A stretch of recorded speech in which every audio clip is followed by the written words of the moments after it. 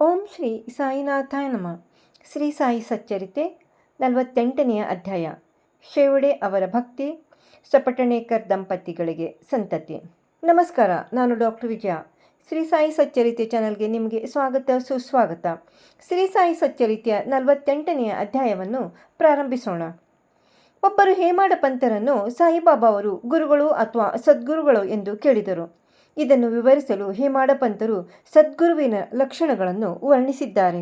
ಸದ್ಗುರುವಿನ ಲಕ್ಷಣಗಳು: ಯಾರು ವೇದಗಳನ್ನು, ವೇದಾಂತಗಳನ್ನು ಮತ್ತು ಶಾಸ್ತ್ರಗಳನ್ನು ಬೋಧಿಸುತ್ತಲೂ, ಯಾರು ತಮ್ಮ ಉಸಿರನ್ನು ಹತೋಟಿಯಲ್ಲಿ ಇಟ್ಟುಕೊಂಡು ಬ್ರಹ್ಮನನ್ನು ಕುರಿತು ಉಪನ್ಯಾಸ ಮಾಡುತ್ತಲೂ, ಯಾರು ಮಂತ್ರಗಳನ್ನು ಶಿಷ್ಯರಿಗೆ ಬೋಧಿಸಿ ಅವುಗಳನ್ನು ಜಪಿಸಲು ಶಿಷ್ಯರಿಗೆ ಹೇಳಿ ಪ್ರತಿಫಲವನ್ನು ಹೊಂದಲು ನಿರ್ದಿಷ್ಟ ಕಾಲವನ್ನು ಸೂಚಿಸಲಾರರೋ, ಯಾರು ಆತ್ಮಜ್ಞಾನವನ್ನು ನೀಡಲಾರರೋ, ಯಾರು ಆತ್ಮಜ್ಞಾನವನ್ನು ಸ್ವತಃ ಸಂಪಾದನೆ ಮಾಡದಿರುವುದಿಲ್ಲವೋ ಅಂಥವರು ಸದ್ಗುರು ಎನಿಸುವುದಿಲ್ಲ.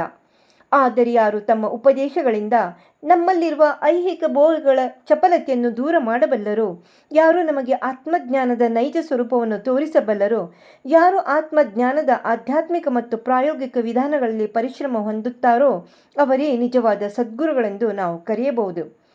ತಾನೇ ಜ್ಞಾನವನ್ನು ಹೊಂದಿರದೆ ಇದ್ದವನು ಇತರರಿಗೆ ಏನು ದೊರಕಿಸಿಕೊಡಬಹುದು? ಸದ್ಗುರು ಕನಸಿನಲ್ಲಿಯೂ ಸಹ ತನ್ನ ಭಕ್ತರಿಂದ ಏನನ್ನೂ ಅಪೇಕ್ಷಿಸುವುದಿಲ್ಲ. ಅದಕ್ಕೆ ಬದಲಾಗಿ ಅವನು ಶಿಷ್ಯರ ಸೇವೆ ಮಾಡಲಿಚ್ಛಿಸುತ್ತಾನೆ. ತಾನು ಮೇಲು, ಶಿಷ್ಯರು ಕೀಳೆಂದು ಅವನೆಂದೂ ಭಾವಿಸಲಾರ. ತನ್ನ ಶಿಷ್ಯರನ್ನು ಸ್ವತಃ ಮಕ್ಕಳೆಂದು ಭಾವಿಸುತ್ತಾನೆ. ಸದ್ಗುರುವಿನ ಮುಖ್ಯ ಗುಣವೆಂದರೆ ಅವನು ಶಾಂತಿಯ ನಿವಾಸ. ಅವನು ಯಾವಾಗಲೂ ನಿಶ್ಚಲನಾಗಿರುತ್ತಾನೆ. ತಾನು ವಿದ್ವಾಂಸನೆಂಬ ಅಹಂಕಾರ ಅವನಿಗಿರುವುದಿಲ್ಲ. ಶ್ರೀಮಂತರಾಗಲಿ, ಬಡವನಾಗಲಿ, ದೊಡ್ಡವರಾಗಲಿ, ಚಿಕ್ಕವರಾಗಲಿ ಎಲ್ಲರೂ ಅವನ ದೃಷ್ಟಿಯಲ್ಲಿ ಒಂದೇ. ಕೇವಲ ಪೂರ್ವ ಜನ್ಮದ ಸುಕೃತ ಫಲದಿಂದ ಮಾತ್ರವೇ ಶ್ರೀ ಸಾಯಿಬಾಬಾ ಅವರಂಥ ಸದ್ಗುರುವಿನ ಸಂಪರ್ಕ ಹೊಂದಿ ಅವರಿಂದ ಆಶೀರ್ವದಿಸಲ್ಪಟ್ಟಿರುವುದಾಗಿ ಹೇಳುತ್ತಾರೆ ಶ್ರೀ ಹೇಮಾಡ ಪಂಥರು.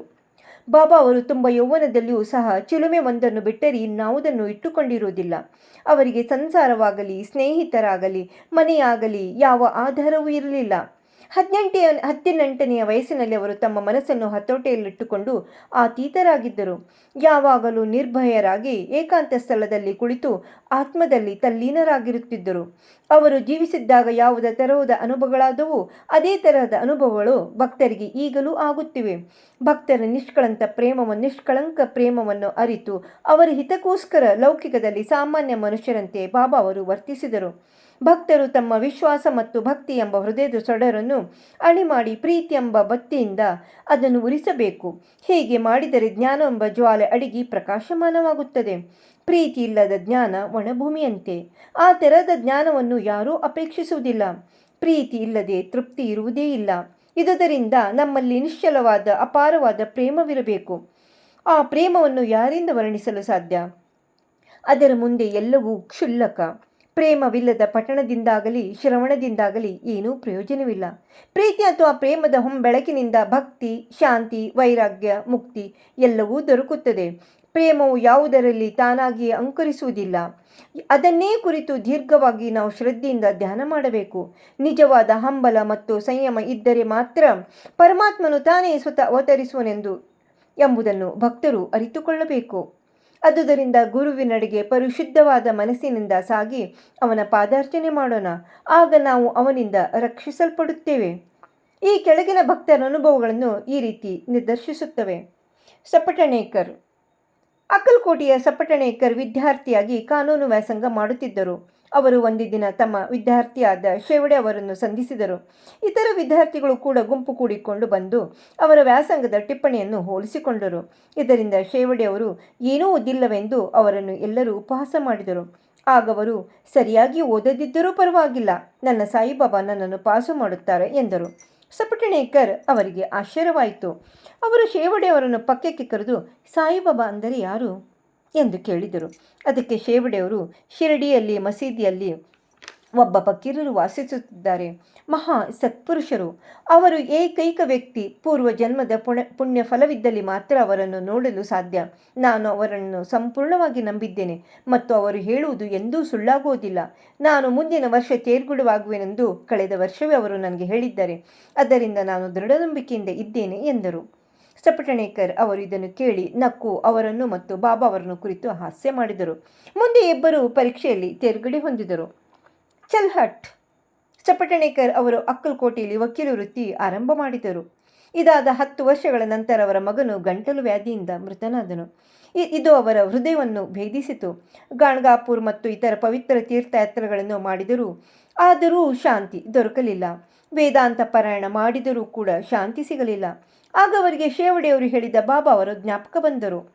ಆಗ ಶಿರಡಿಗೆ ಹೋಗಿ ಬಾಬಾ ಅವರ ದರ್ಶನ ಪಡೆಯಬೇಕೆಂದು ನಿರ್ಧರಿಸಿದರು.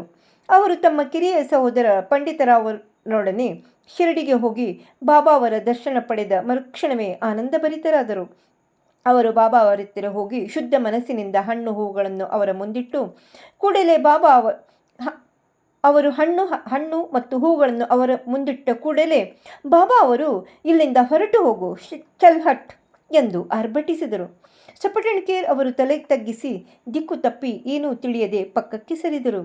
ಯಾವ ರೀತಿಯಿಂದ ಬಾಬಾ ಅವರನ್ನು ಸಂತುಷ್ಟಪಡಿಸಬೇಕೆಂಬುದು ತಿಳಿಯಲು ಅವರು ಉತ್ಸುಕರಾದರು.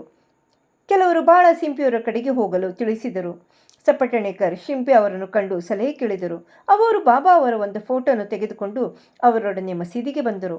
ಬಾಳ ಸಿಂಪಿ ಫೋಟೋ ತೆಗೆದುಕೊಂಡು ಬಾಬಾ ಅವರ ಕೈಗಿತ್ತರು ಮತ್ತು ಅವರು ಯಾರ ಫೋಟೋ ಎಂದು ಕೇಳಿದರು. ಬಾಬಾ ಅವರು ಸಪಟಣೇಕರ್ ಅವರ ಕೈ ಮಾಡಿ ಅದು ಅವನ ಒಡೆಯನದು ಎಂದರು ಮತ್ತು ಗೈಗೈಸಿ ನಕ್ಕರು. ಬಾಬಾ ಅವರ ನಗುವಿನ ಅರ್ಥವೇನೆಂದು ಕೇಳಿ ಸಪಟಣೇಕರ್ ಅವರಿಗೆ ಹತ್ತಿರ ಬರಲು ತಿಳಿಸಿದರು. ಸಪಟಣೇಕರ್ ಹತ್ತಿರ ಬಂದೊಡನೆ ಬಾಬಾ ಮತ್ತೆ ಹೊರಟು ಹೋಗು ಎಂದರು. ಆಗ ಅವರಿಗೆ ಏನೂ ತೋಚದಾಯಿತು. ಆಗ ಅವರಿಬ್ಬರು ಅಂದರೆ ಬಾಳ ಮತ್ತು ಸಪಟಣೇಕರ್ ಕೈ ಜೋಡಿಸಿ ಬಾಬಾ ಅವರ ಮುಂದೆ ನಿಂತು ಬಾಬಾ ಅವರು ಸಪಟಣೇಕರ್ ಅವರಿಗೆ ಮತ್ತೆ ಇಲ್ಲಿಂದ ಕೂಡಲೇ ಹೊರಡು ಎಂದು ಮತ್ತೆ ಆಜ್ಞಾಪಿಸಿದರು. ಅವರ ಆಜ್ಞೆಯನ್ನು ಪಾಲಿಸದೆ ಬಿದ್ದಿರಲಿಲ್ಲ. ಸಪಟಣೇಕರ್ ಅವರು ಭಾರವಾದ ಹೃದಯದಿಂದ ಶಿರಡಿ ಬಿಟ್ಟು ಹೊರಟರು. ಮುಂದಿನ ಸಲವಾದರೂ ದರ್ಶನಕ್ಕೆ ಮತ್ತು ಸೇವೆಗೆ ಅವಕಾಶ ಕೊಡಿ ಎಂದು ಪ್ರಾರ್ಥಿಸಿದರು. ಶ್ರೀಮತಿ ಸಪಟಣೇಕರ್. 1 ವರ್ಷ ಕಳೆಯಿತು. ಆದರೂ ಸಪಟಣೇಕರ್ ಅವರಿಗೆ ಶಾಂತಿ ದೊರಕಲಿಲ್ಲ. ಗಾಣಗಾಪುರಕ್ಕೆ ಮತ್ತೆ ಹೋಗಿ ಅಲ್ಲಿ ಕೆಲವು ದಿನಗಳ ಕಾಲ ಕಳೆದರು. ಅನಂತರ ಜಳಗಾವಕ್ಕೆ ಹೋಗಿ ಕೊನೆಗೆ ಕಾಶಿಗೆ ಹೋಗಬೇಕೆಂದು ನಿರ್ಧರಿಸಿದರು. ಅವರು ಹೊರಡುವ 1 ದಿನದ ಮುಂಚೆ ಅವರ ಪತ್ನಿಯವರಿಗೆ ಈ ರೀತಿ ದೃಷ್ಟಾಂತವಾಯಿತು. ಕನಸಿನಲ್ಲಿ ಅವಳು ಬಾವಿಗೆ ನೀರು ತರಲು ಮಡಿಕೆಯೊಡನೆ ಹೋಗುತ್ತಿದ್ದಂತೆಯೂ ಮರದ ಕೆಳಗೆ ಕುಳಿತಿದ್ದ ಫಕೀರ್ನೊಬ್ಬನು, ಮಗುವೆ, ಯಾಕೆ ಈ ವ್ಯರ್ಥ ಶ್ರಮ, ನಾನು ನೀರು ತಂದು ಕೊಡುವೆ ಎಂದು ಹೇಳಿದ ಹಾಗೆ ಕಂಡು ಅವಳು ಹೆದರಿ ಓಡಹತ್ತಿದಳು.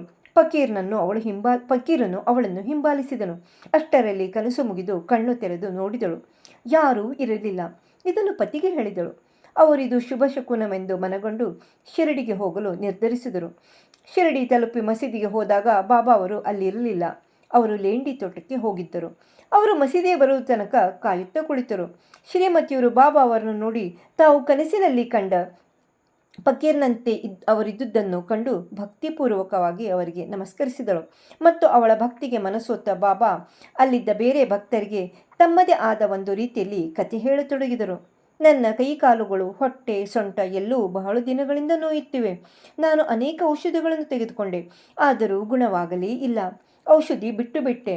ಆದರೆ ಎಲ್ಲ ನೋವು ಇದ್ದಕ್ಕಿದ್ದಂತೆ ಹೇಗೆ ಮಾಯವಾಗಿದೆ ಎಂದು ಆಶ್ಚರ್ಯಪಡುತ್ತಿದ್ದೇನೆ ಎಂದರು.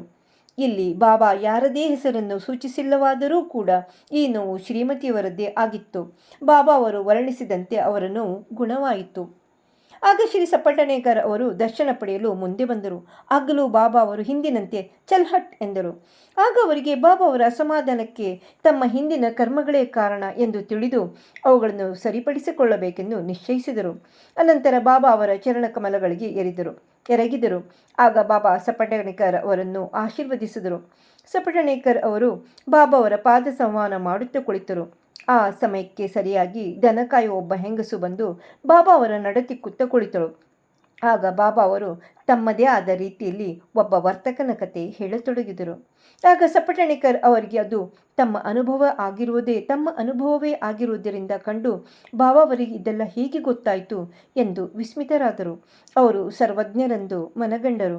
ಈ ರೀತಿ ಅವರ ಮನದಲ್ಲಿ ವಿಚಾರ ತರಂಗ ಎದ್ದಾಗ ಬಾಬಾ ಅವರು ದನ ಕಾಯುವವಳನ್ನು ಕುರಿತು, ನಾನು ಇವನ ಮಗನನ್ನು ಕೊಂದೆನೆಂದು ನನ್ನನ್ನು ದೂಷಿಸುತ್ತಾನೆ. ನಾನು ನನ್ನ ಮಕ್ಕಳನ್ನು ಕೊಲ್ಲುತ್ತೇನೆಯೇ? ಇವನು ಇಲ್ಲಿಗೆ ಬಂದು ಏಕೆ ಅಳಬೇಕು? ಈಗ ನೋಡು, ನೋಡು, ನಾನು ಅದೇ ಮಗುವನ್ನು ಅವನ ಪತ್ನಿಯ ಗರ್ಭದಲ್ಲಿ ಇಡುವೆನು ಎಂದು ಹೇಳಿ ಅವನ ತಲೆಯ ಮೇಲೆ ಕೈಯಿಟ್ಟು ಸಮಾಧಾನಪಡಿಸಿ, ಈಗ ನಿನ್ನ ಚಿಂತೆ ದೂರವಾಯಿತು, ನನ್ನಲ್ಲಿ ಅಚಲವಾದ ನಂಬಿಕೆ ಇಡು, ನಿನ್ನ ಅಭಿಷ್ಟ ಈಡೇರುತ್ತವೆ ಎಂದರು. ಸಪಟಣೇಕರ್ ಅವರು ಮನಸ್ಸು ಕರಗಿ ಕಂಬನಿಯಿಂದ ಬಾಬಾ ಅವರ ಪಾದಗಳನ್ನು ತೊಳೆದರು. ಅನಂತರ ಅವರು ನೈವೇದ್ಯವನ್ನು ತಯಾರಿಸಿ ಪೂಜಾ ಸಾಮಗ್ರಿಗಳನ್ನೇ ಪತ್ನಿ ಸಮೇತರಾಗಿ ಮಸೀದಿಗೆ ಬಂದು ಬಾಬಾ ಅವರಿಗೆ ಪೂಜೆ ಸಲ್ಲಿಸಿ ನೈವೇದ್ಯ ಅರ್ಪಿಸಿ ಪ್ರಸಾದ ಸ್ವೀಕರಿಸಿದರು. ನಂತರ ಪ್ರತಿದಿನ ಇದೇ ರೀತಿ ಪೂಜಿಸುತ್ತಿದ್ದರು. ಒಂದು ದಿನ ಮಸೀದಿಯಲ್ಲಿ ಬಹಳ ಜನಸಂದಣಿ ಇತ್ತು. ಸಪಟಣೇಕರ್ ಅವರು ಸಂದಣಿಯಲ್ಲಿ ನುಗ್ಗಿ ಆಗಾಗ್ಗೆ ಬಾಬಾ ಅವರಿಗೆ ನಮಸ್ಕರಿಸುತ್ತಿದ್ದರು. ಇದನ್ನು ನೋಡಿ ಬಾಬಾ ಸಪಟಣೇಕರ್ ಅವರಿಗೆ, ಯಾಕೆ ಬಹಳ ಸಾರಿ ನಮಸ್ಕರಿಸುತ್ತಿ? ಪ್ರೀತಿ ಮತ್ತು ಭಕ್ತಿಯಿಂದ ಒಂದು ನಮಸ್ಕಾರವೇ ಸಾಕು ಅಂದರು. ಅಂದಿನ ದಿನ ರಾತ್ರಿ ಈ ಹಿಂದೆ ಹೇಳಿದ ಚಾವುಡಿ ಮೆರವಣಿಗೆಯನ್ನು ಸಪಟಣೇಕರ್ ಕಣ್ಣಾರಿ ಕಂಡರು. ಆಗ ಬಾಬಾ ಅವರು ಅವರಿಗೆ ಪಂಢರಪುರದ ಪಾಂಡುರಂಗನಂತೆ ಕಂಡರು. ಮಾರನೇ ದಿನ ಶಿರಡಿಯಿಂದ ಹೊರಡುವುದಕ್ಕೆ ಮೊದಲು ಸಪಟಣೇಕರ್ ಅವರು ಬಾಬಾ ಅವರಿಗೆ 1 ರೂಪಾಯಿಯ ದಕ್ಷಿಣೆ ಕೊಡಬೇಕೆಂದು ಪುನಃ ಕೇಳಿದರೆ ಇಲ್ಲೇ ಎಂದು ಹೇಳದೆ ತಮ್ಮ ಖರ್ಚಿಗೆ ಸ್ವಲ್ಪ ಹಣ ಇಟ್ಟುಕೊಂಡು ಉಳಿದೆಲ್ಲವನ್ನೂ ಕೊಡಬೇಕೆಂದು ಯೋಚಿಸಿದರು. ಅವರು ಮಸೀದಿಗೆ ಹೋಗಿ 1 ರೂಪಾಯಿ ದಕ್ಷಿಣೆಯನ್ನು ಅರ್ಪಿಸಿದಾಗ ಅವರ ಇಚ್ಛೆಯಂತೆ ಬಾಬಾ ಅವರು 200 ರೂಪಾಯಿ ಕೇಳಿದರು. ಅದನ್ನು ಸಪಟಣೇಕರ್ ಕೊಟ್ಟರು. ಆಗ ಬಾಬಾ ಅವರು, ಈ ತೆಂಗಿನಕಾಯಿಯನ್ನು ತೆಗೆದುಕೋ, ಇದನ್ನು ನಿನ್ನ ಪತ್ನಿಯ ಸೆರಗಿನಲ್ಲಿ ಹಾಕು, ಯಾವುದೊಂದು ಚಿಂತೆ ಬೇಡ, ಸುಖವಾಗಿ ಪ್ರಯಾಣ ಮಾಡು ಬಾಬಾ ಅವರು ಎಂದು ಹೇಳಿದರು. ಬಾಬಾ ಅವರು ಹೇಳಿದಂತೆ ಸಪಟಣೇಕರ್ ನಡೆದುಕೊಂಡರು. 1 ವರ್ಷದೊಳಗಾಗಿ ಅವರಿಗೆ ಪುತ್ರ ಸಂತಾನವಾಯಿತು. ಮಗುವಿಗೆ 8ನೇ ತಿಂಗಳಲ್ಲಿ ದಂಪತಿಗಳಿಬ್ಬರು ಮಗುವಿನೊಡನೆ ಶಿರಡಿಗೆ ಬಂದರು. ಬಾಬಾ ಅವರ ಪಾದಗಳಲ್ಲಿ ಮಗುವನ್ನಿಟ್ಟು, ದೇವರೇ, ನಿಮಗೆ ಸಾಷ್ಟಾಂಗ ನಮಸ್ಕಾರಗಳು. ನಿಮ್ಮ ಋಣ ತೀರಿಸುವ ಬಗ್ಗೆ ನಮಗೆ ತಿಳಿಯದು. ಈ ಬಡವನನ್ನು ಆಶೀರ್ವದಿಸಿ ಕಾಪಾಡಿದಿರಿ. ನಮಗೆ ನಿಮ್ಮ ಚರಣಗಳೇ ಸರ್ವಸ್ವ, ನಮ್ಮನ್ನು ಆಶೀರ್ವದಿಸಿ ಎಂದು ಪ್ರಾರ್ಥಿಸಿದರು. ಶ್ರೀ ಸಾಯಿ ಪ್ರಣಾಮ್. ಶ್ರೀ ಸಾಯಿ ಸಚ್ಚರಿತೆಯ 48ನೇ ಅಧ್ಯಾಯ ಮುಕ್ತಾಯಗೊಳ್ಳುತ್ತದೆ. ಓಂ ಶ್ರೀ ಸಾಯಿನಾಥಾಯ ನಮಃ. ಶ್ರೀ ಸಾಯಿ ಸಚ್ಚರಿತೆ ಈ ನನ್ನ ಚಾನಲನ್ನು ಲೈಕ್ ಮಾಡಿ, ಸಬ್ಸ್ಕ್ರೈಬ್ ಮಾಡಿ, ಶೇರ್ ಮಾಡಿ. ಶ್ರೀ ಸಾಯಿ ಬಾಬಾ ಅವರಿಗೆ ನಮಸ್ಕರಿಸೋಣ, ಅವರಿಂದ ಆಶೀರ್ವಾದ ತೆಗೆದುಕೊಳ್ಳೋಣ. ಧನ್ಯವಾದಗಳು.